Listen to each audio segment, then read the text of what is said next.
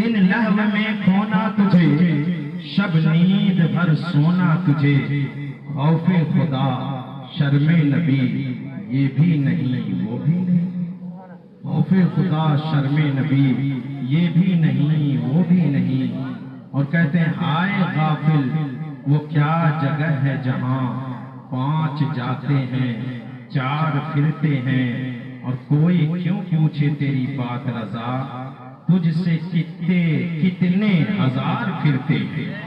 हालांकि आला हजरत ने अपने आप को कुत्ता कहा है, उस दरबार का, नबी के दरबार का कुत्ता कहा है। ये उनकी इनकिसारी थी, मगर हमारा अदब कहता है कि हम कुत्ता नहीं कहते हैं। तुझसे कितने हजार फिरते हैं, कितने हजार फिरते हैं। अगर इस वाकया को हम बयान करें तो काफी टाइम लगेगा कि आला हजरत, मगर बयान ही कर देता हूँ क्योंकि जब मुस्तफा का गुलाम अपनी कब्रों में जिंदा है तो नबियों के इमाम की जिंदगी का आलम क्या होगा। अकीदे की बात है। गए थे हज करने गए, एक वाकया वो बहुत लंबा है जो आपने अद-दौलतुल मक्किया दिया।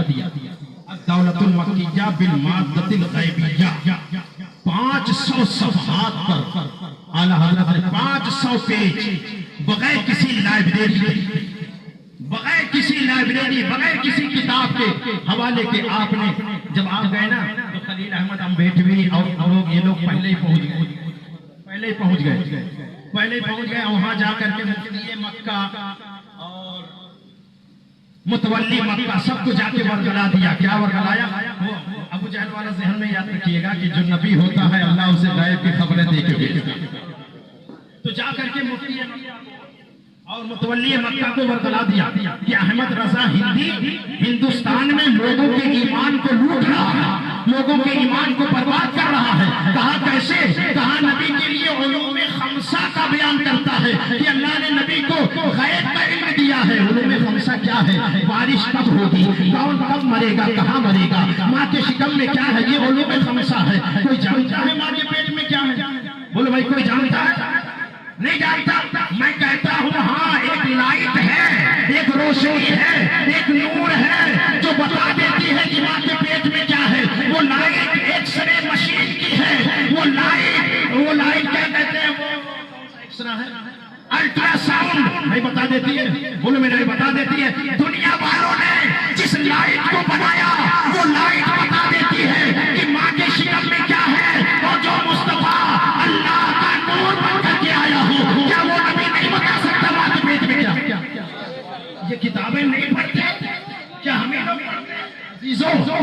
मुस्तफा के सामने से चची गुजर रही थी, हजरत उम्मुल फजल, और हमन से थी गुजर रही थी। सरकार ने देखा और देखा तो कहा, ओ चची इधर आओ, इधर आओ।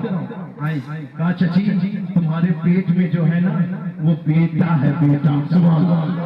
तुम्हारे पेट में जो है वो बच्चा है, और जब पैदा हो जाए तो मेरे पास लेकर के आना। फला बना बोली तू, सरकार की चची फरमाती है जब पैदा हुआ तो बेटा ही पैदा हुआ। आप बोलेंगे तो मैं बोलूंगा, बोलिए ना सुभान अल्लाह। क्या हुआ? बेटा ही। अब ये गैर नहीं तो और क्या है? बोल मेरे भाई, गैर नहीं तो और क्या है? एक्सरे मशीन पर तुम्हारा ईमान है और नबी जो मुस्तफा अल्लाह का नूर है उस पर ईमान नहीं है। जब लेकर के आई पैदा होने के बाद सरकार ने दाहिने कान में अजान पढ़ी, बाएं कान में तकबीर पढ़ी, नाम रखा और फरमाया ले जाओ, ये तो खुलफाओं का बाप है। बेशक ये तो इधर देखो, गैब पर गोया। अच्छा, खुलफाओं का बाप कब होगा? जब जवान होंगे, शादी होगी, बच्चे पैदा होंगे, तब तो खुलफाओं के बाप होंगे। गोया मेरे आका ने बता दिया, वो चची ये अभी मरेगा नहीं जब तक इसकी शादी नहीं होगी, जब तक बच्चे नहीं हो जाएंगे तब तक ये मर नहीं सकता। बेशक देखो प्यारे आका तो गए ना, इन लोगों ने बतला दिया कि ये जो नबी के लिए गैब का इल्म साबित करता है तो मुतवल्ली मक्का, मुफ्ती मक्का सब बौखला गए और तलब कर लिया। अहमद रजा हिंदी की तरह आए, हरम शरीफ भरा हुआ था, मजमा लगा हुआ था। अजीजों, ये बातें क्यों बता रहा हूँ? मुस्तफा ने फरमाया है कि एक जमाना आएगा कि लोग आग का अंगारा हाथ पर रखना आसान समझ लेंगे, समझेंगे, मगर ईमान बचाना उससे भी ज्यादा मुश्किल होगा। उससे भी ज्यादा मुश्किल होगा। ये बातों को सुनना और इस पर अमल करना जरूरी है, याद रखें, वरना सारी इबादतें यही धरी की धरी रह जाएंगी अगर मुस्तफा के ताल्लुक से बराबर भी सीने में नक्श होगा। अजीजों, तो बुला दिया गया कहा, अहमद रजा तुम हिंदुस्तान में लोगों के ईमान को बर्बाद कर रहे हो। कहा नहीं, मैं बर्बाद नहीं बल्कि लोगों के ईमान की हिफाजत कर रहा हूँ। कहा कैसे कर रहे हो? जब गैब का इल्म सिर्फ अल्लाह को है, जब गैब का इल्म सिर्फ अल्लाह को है, वही गैब का इल्म जानता है, और तुम मुस्तफा के लिए गैब का इल्म साबित करते हो। तो अहमद रजा ने कहा अब भी साबित कर दो। पीछे वाले बोलो सुभान अल्लाह। अब भी साबित कर दूं। कहा करो। हरम शरीफ का मजमा हज के अय्याम है, हरम शरीफ का मजमा लगा हुआ, आला हजरत ने खड़े होकर के 2 घंटे तक इल्म गैब मुस्तफा का तकरीर किया था। सुभान अल्लाह, सुभान अल्लाह। नारे तकबीर, नारे रिसालत, इल्म गैब मुस्तफा, मसलके आला हजरत, नारे तकबीर, नारे रिसालत। 2 घंटे तक तो मुफ्ती मक्का, मक्का का मुतवल्ली कहता है, अहमद रजा जो तुम बोल रहे हो क्या इसे लिख करके भी दे सकते हो? लिख करके। अहमद रजा ने कहा सुनो, नबी का गुलाम जो बोलता है उसे लिख के देने की भी हिम्मत रखता है। फिर लिख करके लाओ। कहा ठीक है।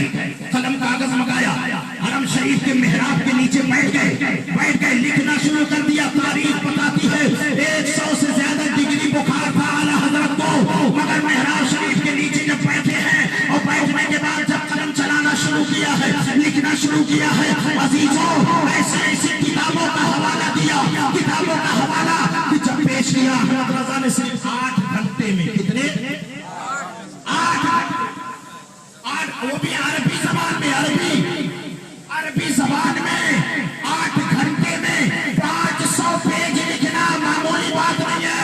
मैं कहता हूँ कंप्यूटर भी इस दौर में फेल हो जाएगा। 8 घंटे में लिखा और लिख करके जो टाइम मुतय्यन कर ले जाकर के पहुंचाया। ऐलान हो गया कि ऐ लोगों, फला टाइम हरम शरीफ के शहर में सब जमा हो जाओ। अहमद रजा हिंदी जो बोला था तकरीर में वो लिख करके लाएगा। लिख करके लग गया।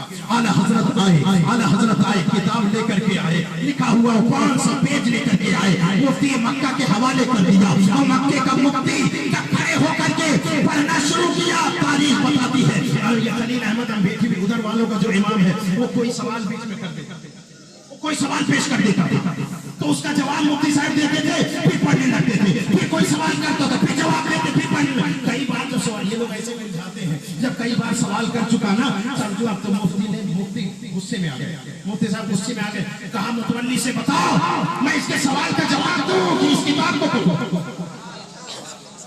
जब डांट चुपके से खिसक गए, भाग गए। लेकिन जब मुफ्ती पढ़ करके फारिग हुआ तो मुफ्ती साहब से पहले मक्के का मुतवल्ली खड़ा हुआ, आला हजरत का हाथ पकड़ा, मुसाफा किया, चूमने के बाद कहता है अहमद रजा खुदा की कसम तुम्हारी जात तो वो जात है, तुम्हारे हाथ नहीं बल्कि तुम्हारी जूतियों को भी चूमा जाएगा। सुभान अल्लाह, सुभान अल्लाह। अद्दौलतुल मक्किया बिल माद्दतिल गैबिया, ऐसा हवाला दिया तो मुफ्ती साहब खड़े हुए वो भी हाथ चूमते हैं, मुसाफा कर चूमते, कहते अहमद रजा तुमने जिन जिन किताबों का हवाला दिया है उन किताबों का पढ़ना तो दूर की बात, आज तक हमने नाम भी नहीं सुना था, आज तक नाम भी नहीं सुना था।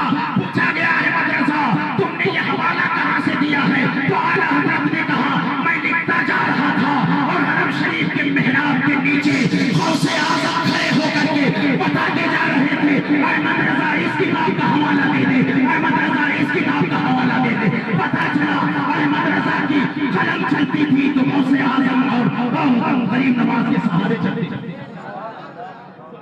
जब यहाँ से पहुंचे मदीना शरीफ पहुंचे और मदीना शरीफ पहुंचे तो खड़े हो गए, खड़े होकर के आप जाकर खड़े हो जाओ, हाथ बात करके सलाम पढ़ो। तो वहाँ के मुतव्वी कहते हैं हाजी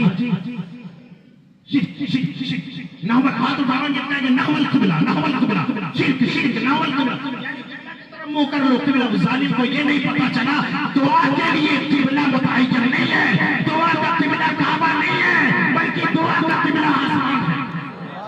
आज ये भी मसला सुन लो, हाथ उठाते हैं तो ऐसे ना करो, ऐसे नहीं, ऐसे नहीं, ऐसे।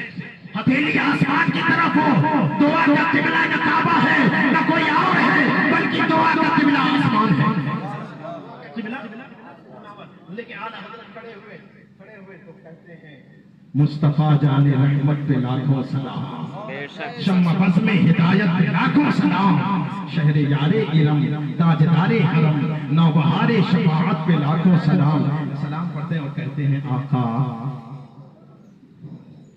हजारों मील दूर रहता था, सरकार आप पर सलाम पढ़ता था बगैर देखे हुए। जब आपने करम करी दिया है, अपने दरबार में बुला लिया है, तो सरकार इतना काम और करते हैं, अपनी ज़ियारत कराते हैं। सुभान अल्लाह। एक बात बताओ, जो मर गया होगा उससे ऐसा कहेंगे? बोलो बोलो, कहेंगे? नहीं कहेंगे। जो जिंदा होगा उसी को मुखातब करेंगे, कहा इतना और करम कर दे, इतना और करम कर दे, और फिर पढ़ते जाते हैं। पूरा सलाम पढ़ डाले, ज़ियारत नहीं हुई। फिर सलाम पढ़ने के बाद कहते हैं काबे के बदरुद्दुजा तुम पे करोड़ों दुरूद, तैबा के शम्सुद्दुहा तुम पे करोड़ों दुरूद, शाफ़ए रोज़े जज़ा तुम पे करोड़ों दुरूद, दाफ़ए जुमला बला तुम पे करोड़ों दुरूद। फिर कहते हैं आका करम फरमाए, ज़ियारत करा दें, सरकार दीदार करा दें। फिर पढ़ते हैं काफी टाइम गुजर गया, ज़ियारत नहीं हुई, ज़ियारत नहीं हुई, ज़ियारत नहीं हुई। जब पढ़ चुके ये काबे के बदरुद्दुजा भी पढ़ चुके, वो मैंने ये वाकया क्यों उठाया, बाबू से 2 बार सुन चुका, तुझसे कुत्ते हजार फिरते हैं। इसी बात पर अजीजों, तुझसे कितने हजार फिरते हैं, तुझसे कितने हजार फिरते हैं। अजीज़ान मिल्लत इस्लामिया, ये भी दुरूद वाला सलाम खत्म हो गया। तो फिर आला हज़रत ने पढ़ना शुरू कर दिया, वो सुबह लालाज़ार फिरते हैं। सुभान अल्लाह। शेर आला हज़रत ने वहाँ पढ़ी थी, मुस्तफा के गुंबद के सामने जाली के पास, वो सुबह लालाज़ार फिरते हैं, तेरे दिन आए बहार फिरते हैं, उस गली का गदा हूँ मैं जिसमें मांगते ताजदार फिरते हैं।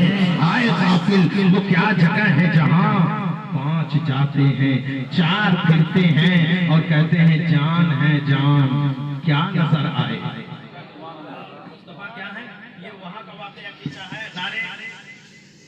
सारे सौ का जब सरकार वहां जाके छुपे थे, वो मैं बताया था ना शरीफ भैया के घर पे वाकया थोड़ा सा बयान किया था। तो हजरत वहां छुपे थे, तो काफी लोग जा करके वहीं गाय के इर्द गिर्द घूमते थे, मगर समझ नहीं पाते, देख नहीं पाते थे। तो आला हज़रत कहते हैं जान है जान, क्या नजर आए, जान है वो पूरी कायनात की जान है। आपने अपनी जान को देखा, गोरी है, काली है, नीली है, पीली, देखा किसी ने? जब अपनी जान को नहीं देखे, मुस्तफा तो कायनात की जान है, जान है जान, क्या नजर आए, क्यों अदू गिरते गार फिरते हैं। पढ़ते रहे, कहते हैं आका ज़ियारत कराते हैं, आका दीदार कराते हैं, दीदार कराते हैं और सरकार से तरफ के कह रहे हैं। आखिर में जाकर के क्या कहते हैं, कोई क्यों पूछे तेरी बात रज़ा, अहमद रज़ा तुझे कौन खातिर मिलाए, तेरे जैसे हजारों कुत्ते यहाँ फिरते हैं।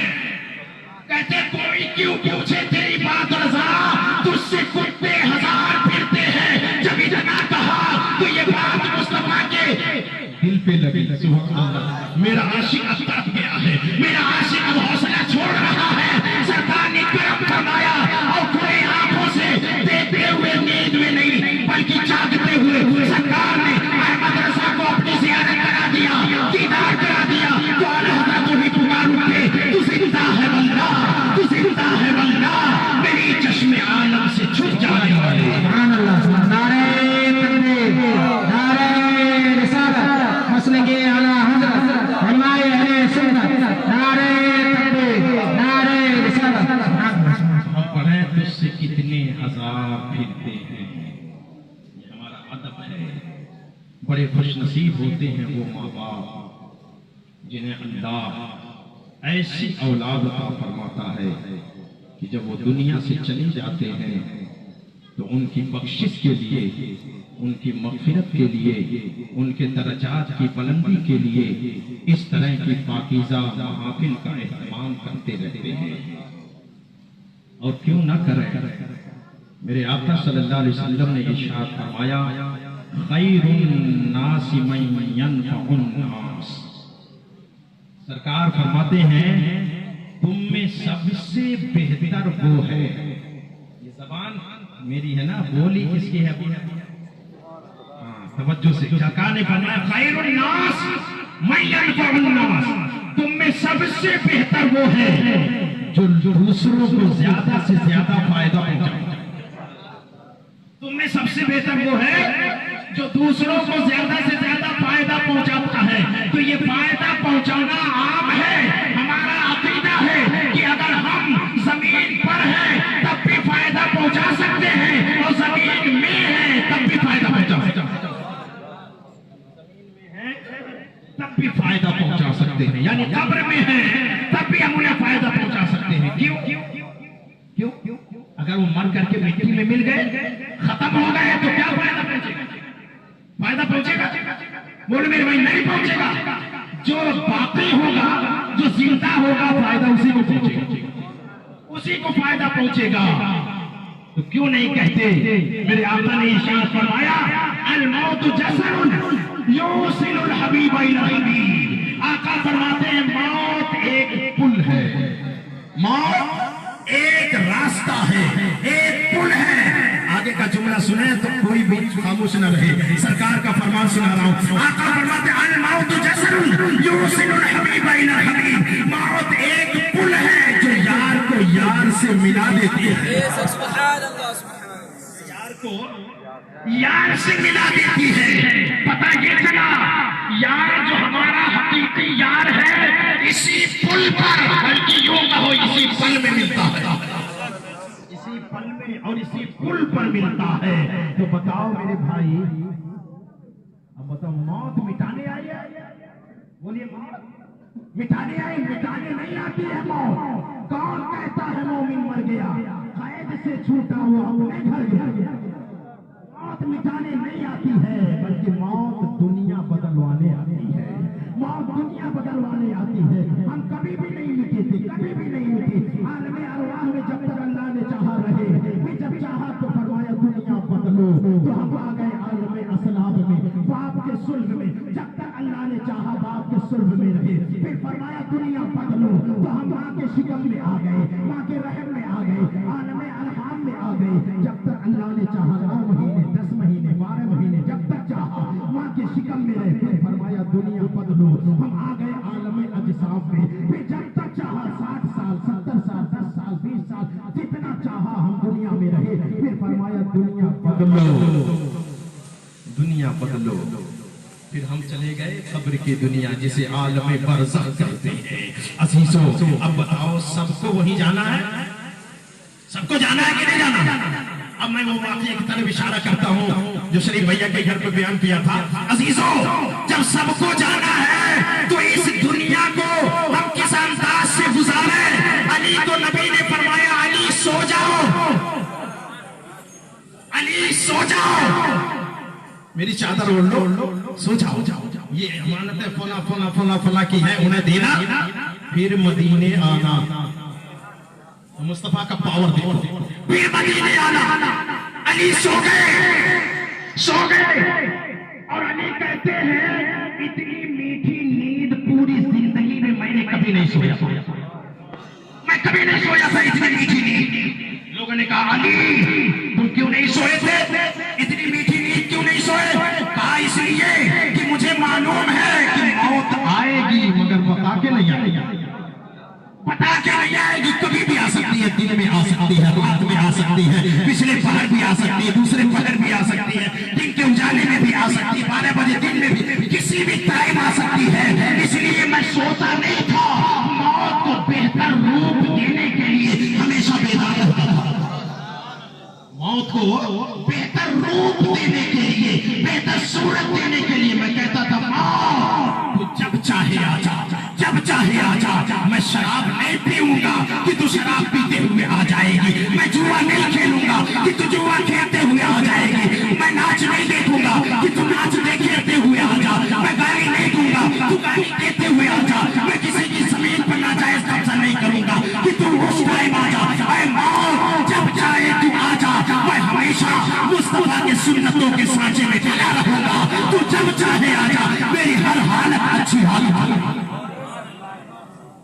पैगाम दिया था शेर खुदा ने कि मुस्तफा के गुलामों, तुम अपनी जिंदगी को हमेशा मुस्तफा की सुन्नत के सांचों में ढाल के रखो, ताकि जब भी मौत आए तो तुम उसका इस्तेमाल अच्छे तरीके से कर सको। अजीजान मिल्लत इस्लामिया, अजीज तो अली से लोगों ने कहा, अच्छा ए अली, जब तुझे मालूम था मौत कभी भी आ सकती है, कभी भी आ सकती है, तो आज क्यों सो गए? ये नुक्ता याद करने का, आज क्यों सो गए? कहा इसलिए सो गया, मुझे यकीन हो गया कि आज की रात मौत मेरे करीब आ ही नहीं सकती। कहा क्यों? कहा मुस्तफा का फरमान सुनो, नबी ने फरमाया अली सो जाओ, सुबह उठना, अमानतें बांटना, फिर मदीने आना। मैं समझ गया कि अगर मौत सुबह उठने से पहले आ गई तो अमानतें बटेंगी नहीं, मदीना में पहुंचूंगा नहीं, मुस्तफा की ज़बान गलत हो जाएगी और नबी की ज़बान गलत हो जाए, ये रब को मंजूर नहीं है। इसलिए मैं चैन से सो गया कि अली आज सो लो, आज मौत नहीं आएगी, मुझे सुबह उठना भी है, अमानतें बांटना भी है, पर मदीने पहुंचना भी है। हमें हमेशा तैयार रहना चाहिए, हमेशा। तो एक बात बताएं कि जब मौत यार को यार से मिलाती है, यार को यार से मिला देती है, यार से वस्ल कराती है, तो ये मौत मुसीबत है कि नेमत है? बोला मेरे नेमत है। कैसी नेमत? सुनो, मेरे आका फरमाते हैं तो फतुल मोमिन अल मौत, तो फतुल मोमिन अल मौत, यानी मौत मोमिन के लिए तोहफा है, गिफ्ट है। कैसी गिफ्ट है? कैसी गिफ्ट है? क्यों नहीं कहते कि यार को यार से मिला देती है, यार को यार से मिला देती है। अब बताओ हमारा यार हकीकी कौन है? हमारा यार कौन है? तो बिलाल से पूछो, हजरत बिलाल बिस्तरे मर्ग पर है, रूह निकलने वाली है, बीवी के रोने की आवाज आती है, तवज्जो है, बीवी के रोने की आवाज आती है, तो बीवी की तरफ पलट करके देखा और कहा बीवी रो रही हो? ये रोने का वक्त नहीं है, ये खुशी मनाने का वक्त है। क्या कहा? ये खुशी मनाने का वक्त है। कहा मेरे शौहर कैसी बात करते हो, आप दुनिया से जा रहे हैं, हमारा सुबह गुजर रहा है, हमारे बच्चे यतीम हो रहे हैं और आप कहते हैं ये खुशी मनाने का वक्त है। तो बिलाल का जवाब सुनो, ईमान में रोशनी पैदा हो जाएगी। अजीजों, हज़रत बिलाल जवाब देते हैं, ओ बीवी सुन, जिस नबी के दीदार के लिए, मुलाकात के लिए सारी जिंदगी तड़पता रहा, मुस्तफा के विशाल के बाद, मुस्तफा की जुदाई में मैंने मदीना छोड़ दिया और सारी जिंदगी तड़पता रहा दीदार के लिए। आज वो घड़ी बिल्कुल करीब है, बिल्कुल करीब है, मेरी रूह निकलेगी, रूह निकलेगी, लोग नहलाएंगे, कफन पहनाएंगे, जनाजा पढ़ेंगे और जब कब्र में दाखिल करके आएंगे तो मुस्तफा जाने रहमत तशरीफ लाएंगे, आका का दीदार होगा, आका की ज़ियारत होगी। तो बीवी इससे बढ़ करके खुशी और कौन सी हो सकती है? कौन सी हो सकती है? तो अजीजों, इसीलिए एक शायर ने कहा था, कब्र में सरकार आए तो मैं कदमों पे गिरूं, फरिश्ते उठाए तो उनसे मैं यूं कहूं, ऐ फरिश्तों पाए नाज से मैं क्यों उठूं, मर के पहुंचा हूं यहाँ इस दिलरुबा के वास्ते। अगर चाहते हैं कोई वजीफा नबी को सब देखना चाहते हैं, बोलिए देखना चाहते हैं? बोले ना भाई, कितने लोग देखना चाहते हैं? आज कितने लोग? सब लोग देखना चाहते हैं। तो एक वजीफा यही है, मुस्तफा के फरमा बरदार बन करके जिंदगी गुजारो। अल्लाह फरमाएगा फरिश्ता जा फला मका मोहल्ले में, फला घर में एक मेरे महबूब का आशिक है, बहुत ज्यादा उसने जतन कर लिए, इबादतें कर ली, मेरे महबूब से प्यार कर लिया, मुलाकात की घड़ी आ गई है, जा उसकी रूह निकालने कब्र में ताकि लोग दफन करें, मेरे महबूब से उसकी मुलाकात हो जाए। मुलाकात करने का, मरने के लिए तैयार हो जाए, मुस्तफा से मुलाकात हो जाएगी। सुभान अल्लाह, सुभान अल्लाह। अच्छा एक बात और, आज तक कभी क्यों पता चला कि वहां कब्र पर अजान क्यों पढ़ते हैं? कभी आपने पूछा उलमा से? कुछ लोग तो कहते हैं यार अजान वहां पढ़ी जाती है जहां नमाज पढ़ी जाती है, नमाज के लिए अजान होती है और तुम कब्र पर अजान पढ़ रहे हो, इसीलिए वो लोग नहीं पढ़ते। कर्नाटक में भैया झगड़ा हो गया, मैंने कहा अजान पढ़ो पढ़ो पढ़ो, तो तो झगड़ा कर लिया, उधर वाले थे वो लोग नहीं पढ़ते हैं ना, तो झगड़ा कर लिया, तो उनको जवाब देना पड़ा विस्तार से। लेकिन कहते हैं खुदा जब दीन देता है तो अकलें, कुरान सुनाओ, हदीस सुनाओ, कुछ असर नहीं करेगा। तो कभी आपने सोचा आसान वहां क्यों पड़ी जाती है? बोले मेरे भाई नहीं सोचे। बताऊं मेरे आका सल्लल्लाहु तआला अलैहि वसल्लम इरशाद फरमाते हैं, जब इंसान के रूह निकलने का वक्त आता है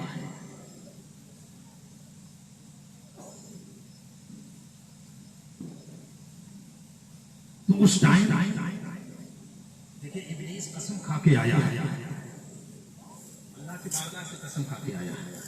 कहा था फबिइज्जती का लउग़वियन्नहुम अजमईन, ये अल्लाह तेरी इज्जत की कसम, ये जो मैं फरिश्तों का उस्ताद था ना, मेरे उस्तादी की कुर्सी जो छीनी गई है ये आदम की वजह से। क्या कहता? आदम की वजह से छीनी गई। मुझे जो शैतान और लानत का ताव गले में डाला गया वो आदम की वजह से। फबिइज्जती का लउग़वियन्नहुम अजमईन, ये अल्लाह तेरी इज्जत की कसम। क्या कहता? तेरी इज्जत की कसम, आदम से बदला तो नहीं ले सकता, मगर आदम की औलादों को छोड़ूंगा नहीं, औलादों को छोड़ूंगा नहीं, बहका के जहन्नम में ले जाऊंगा। बोलो मेरे भाई बहका रहा कि नहीं बहका रहा? नमाज नहीं पढ़ने देता, रोजे नहीं रखने देता, ज़कात नहीं देने देता, और कहीं चले गए मज़ारों पर तो कहता है यहाँ तुमने शिरक कर दिया। बहका रहा कि नहीं बहका रहा? बहका रहा और जिंदगी भर बहकाता रहा, नहीं बहका पाया तो आका फरमाते हैं जब सकरात का आलम होता है, रूह निकलने का टाइम आता है, तो इब्लीस वहां भी पहुंचता है। और हदीस पाक में आया है कि मरने वाले को इतनी शिद्दत की प्यास लगती है कि अगर पूरा समुद्र का पानी उसे पिला दिया जाए तब भी उसकी प्यास खत्म नहीं होगी। रोजा में कभी ऐसा महसूस होता है, जब गर्मी में रोजा पड़ता है पेटवा भर जाता है लेकिन प्यासिया नहीं खत्म है कि नहीं? बस यही मिसाल, प्यास खत्म नहीं होगी। तो सरकार फरमाते हैं कि इब्लीस शरबत का प्याला लेकर, हालांकि सारे लोग मौजूद हैं, घर वाले हैं, रिश्तेदार हैं, बहुत सारे मौजूद हैं, कोई नहीं देखता, मगर हमारा ईमान है क्योंकि मुस्तफा ने फरमाया, नबी ने फरमाया। कहते हैं वो शरबत का प्याला लेकर आता है, उसके सामने खड़े होकर कहता है, वो दुनिया से जाने वाले, तेरा बाप तेरा भाषा नहीं समझ रहा है, तेरी माँ नहीं समझ रही है, तेरी बीवी नहीं समझ रही है, तेरे बच्चे और लोग नहीं समझ रहे हैं, तू प्यासा है मुझे मालूम है, देख ठंडा शरबत का प्याला लेकर के आया हूँ, अगर तू चाहे तो मैं ये प्याला तुझे पिला दूं और तू ठंडा ठंडा दुनिया से चला जाए। उस शिद्दत के प्यास में बोलो वो कहेगा कि लाओ मुझे पिला दो, लाओ मुझे पिला दो।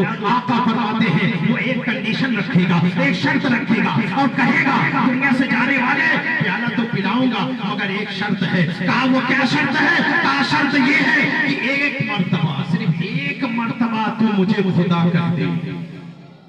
क्या कह दे? एक मर्तबा खुदा कह दे तो तुझे शरबत का प्याला पिला दूंगा।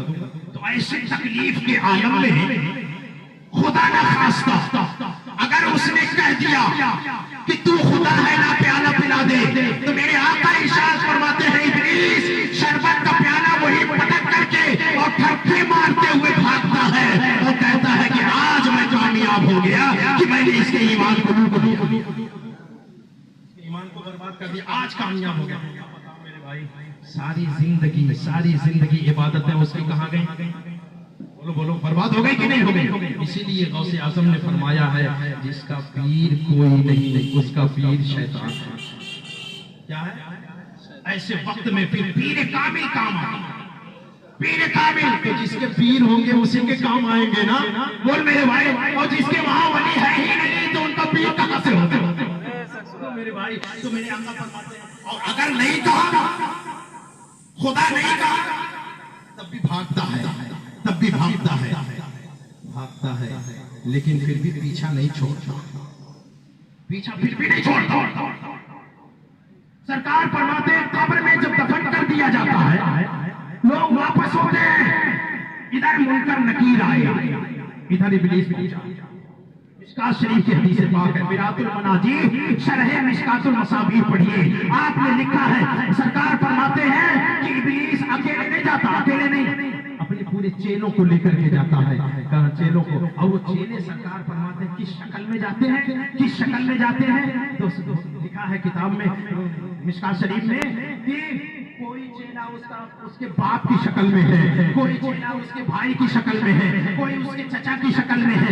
इसी तरह से उनके घर वालों के शक्ल में मुतशक्किल होकर के इब्लीस जाता है, और वो भी खूब बुजुर्गाना लिबास पहन के इब्लीस जाता है। चेले शक्ल बना करके जाते हैं उसके घर वालों के। अजीजान मिल्लत इस्लामिया, और जैसे ही मुनकर नकीर कहते हैं मर रब्बुका, तेरा रब कौन है,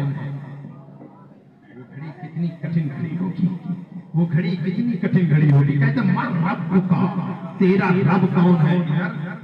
इब्लीस अपनी तरफ इशारा कर रहा है, अपनी तरफ इशारा करता है। तो जो बाप की शक्ल में गया था उसका चेहरा कहता बेटा कह दे यही तेरा बाप है, भाई जो मैं कहता हाँ भैया कह दे यही तेरा, चचा का हाँ भतीजे कह दे यही तेरा खुदा है। खबर वाला सोचेगा यार मेरा बाप मुझे गलत मशवरा थोड़ी ना देगा, मेरा भाई मुझे गलत मशवरा देगा, मेरा चचा गलत मशवरा देगा।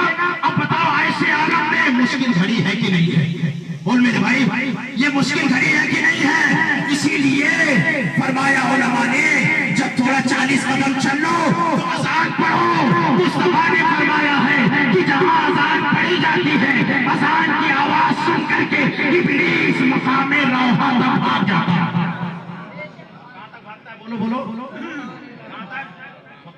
मदीना से 36 मील दूर है, 36 मील दूर। 1 मील कितने का होता है? 3 किलोमीटर। तो 36 मील कितने किलोमीटर हो गए? उतने दूर भाग जाता है। इधर इसने कहा था मर रब्बुका, मुनकर नकीर ने कहा, उधर इशारा किया, इधर बाहर से हमारे मुअज्जिन ने कहा अल्लाहु अकबर, अल्लाहु अकबर। अज़ान की आवाज सुना। मिशकात शरीफ के हदीस मेरे आका फरमाते हैं इब्लीस हवा खारिज करते हुए भागता, इसमें तो आया गूज मारते हुए भागता है। लेकिन गूज मारना आप समझेंगे नहीं, इसलिए मैंने कह दिया हवा खोलते हुए भागता है। हवा खारिज किसका होता है? जिस पर ताज़ियाने पड़ते हैं। अज़ान का ताज़ियाना पड़ा, वो भाग करके फरार हो गया। बोलो हमारा मुर्दा उसके फरेब से बच गया कि नहीं बच गया? बोल मेरे भाई। तो इसीलिए तो मेरे आका ने फरमाया खैरुन नास मन यनफउन नास, तुम्हें बेहतर सबसे वो है जो लोगों को ज्यादा से ज्यादा फायदा पहुंचाता है, चाहे जमीन पर रहने वालों को फायदा पहुंचाए, जमीन के अंदर रहने वालों को।